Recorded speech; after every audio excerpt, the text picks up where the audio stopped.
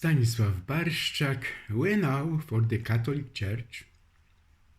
From my backyard, it is said about the scandal of the century about the abuses in the Catholic Church, thousands of abuses by priests and other employees of the Catholic Church.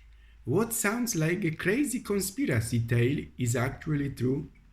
About 20 years ago, the processing of the scandal that continues to this day and even concerns a former pope began. What is happening in the Catholic Church? How could the abuse go undetected for so long?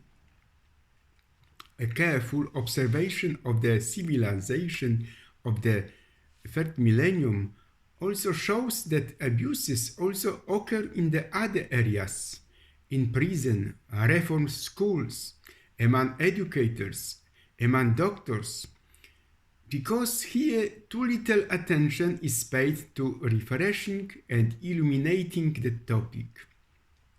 The main reason the Catholic Church is so much at the center of the criticism is that it sees itself as a moral authority. In this case, however, it does not meet your own requirements. First, let's compare detailed chronology of the fraud scandal in Germany. It will also, please visit the website. There is a lot of information about this problem. Some particularly striking cases. The current guidelines of the German Bishops' Conference on the dealing with the sexual abuse of minors and adult pupils by clergy, members of religious orders and other employees at the German Bishops' Conference. The topic of the Munich Diocese and Freising, and a study commissioned by the German Bishops' Conference, sexual abuse of minors by the Catholic priests, male deacons and religious men in the area of the German Bishops' Conference. See also research on the subject from the United States of America and mentioned another articles. There is also a reaction by Joseph Ratzinger,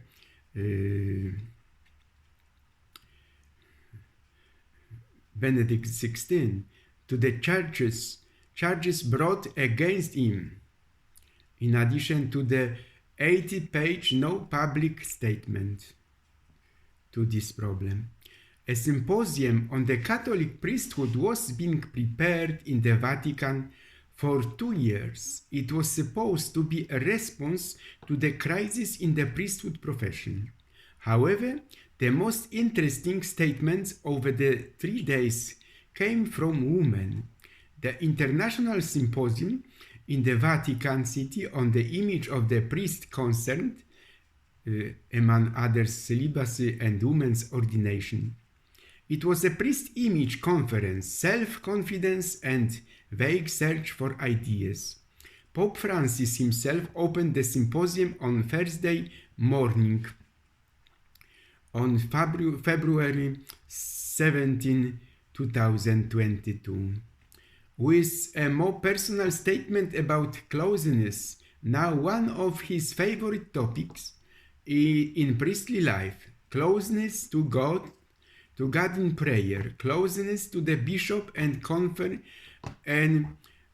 confreres in open exchange, and closeness to God's people, where the priest shares the lives of the people and listens to them.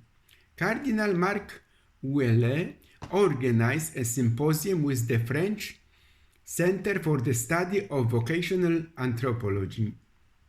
In this opening address, Cardinal Ouellet cited the crisis of the priesthood as a major cause, made much worse by the scandal of abuse and its cover-up.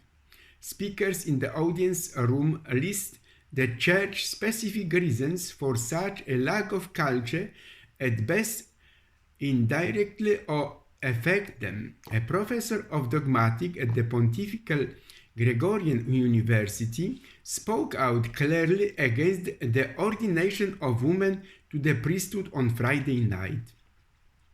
This is not the right way to recognize their dignity, Mistenas indicates. The offices in the church are services, which in turn are determined by the need for the church to better fulfill its task. To serve is not a right but an obligation. The offices in the church are services, which in turn are determined by the need for the church to better fulfill its task, as I said. After the end of the cardinal's speech, Michelin Tenes took the floor to the voice. The applause in the Vatican Hall is particularly strong. Cardinal Mark Welle, initiator of the Conference on Priesthood, is enthusiastic. Michelina, it was very strong, wonderful, he says to her, laughing.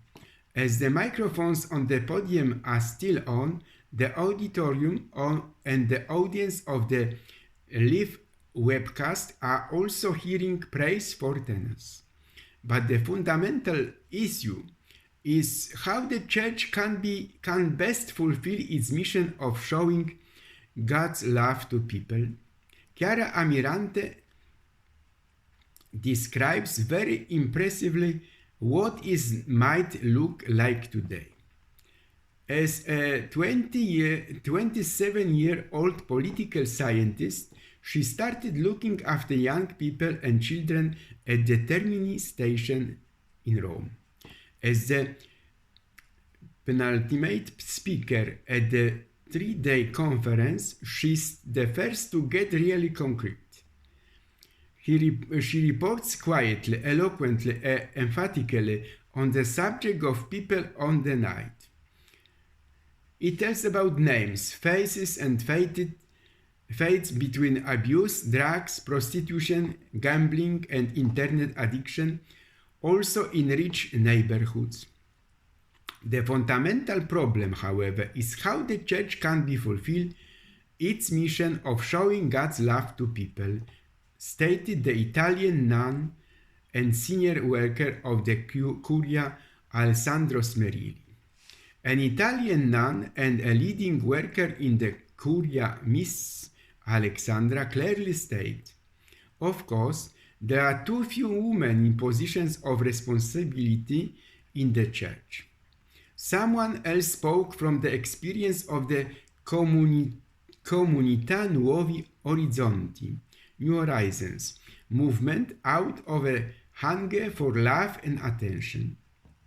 This is how I live my Christian priesthood.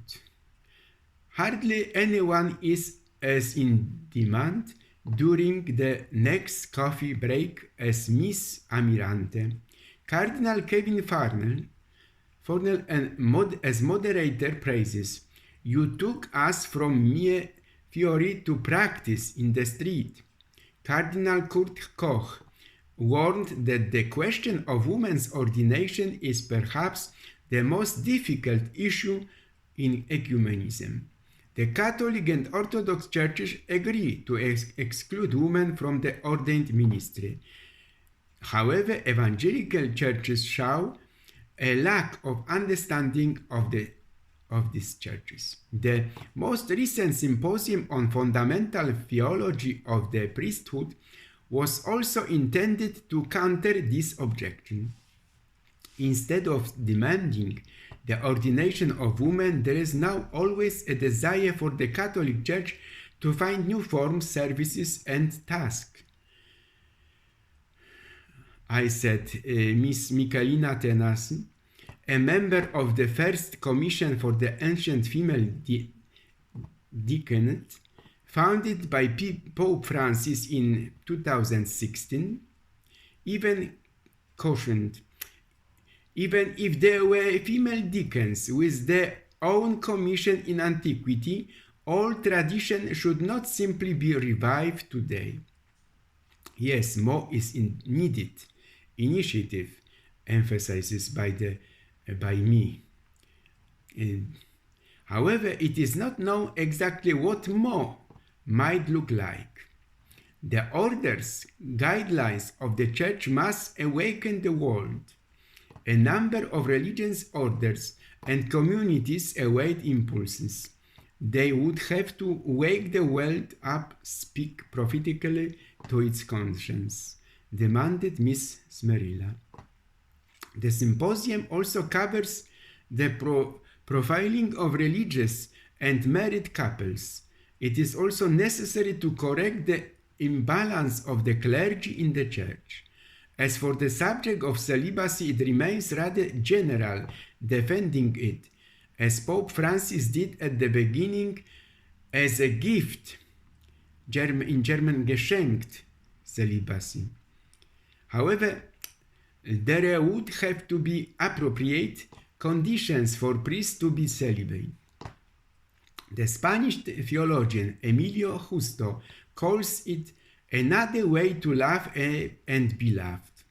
Referring to the Church's first millennium law in which husbands should be celibate, Professor Justo cautiously pointed to possible concessions.